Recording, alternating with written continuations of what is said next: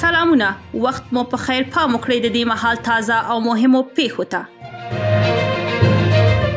په پکتیا کې د دوو کورنیو ترمنځ 110 کلنه شخړه پای ته ورسېده. د باختر خبري اژانس ویلي چې د قومي مشرانو او سیمه ییزو چارواکو په منځګړیتوب سره د پکتیا په سید کرم ولسوالۍ کې د دوو کورنیو ترمنځ 110 کلنه دښمني پای ته رسېدلې ده. د دغه اژانس خبرپاڼه چې د دوشنبې په ورځ د ثور په 29مه خپره شوه ویل شوي چې دښمني د ځمکې پر سر رامنځته شوې وه او په ترڅ کې یې د یوې کورنۍ 2 غړي وژل شوي وو. د پکتیا د سرحدونو قومي او قبایلي چارو رئیس مفتي ناصر احمد طیب وایي چې د شخړو 15 نورې لوی قضیې هم ورسره ثبت دي او د حل لپاره یې هم جدي هڅې روانې دي. نن نږدې 200 افغان بندیان چې په ایران کې په بند محکوم شوي ول د افغانستان اسلامي حکومت ته وسپارل شول. تېره ورځ یکشنبې د نیمروز په میلک سیمه کې د ایران او افغانستان ترمنځ د بندیانو تبادله وشوه.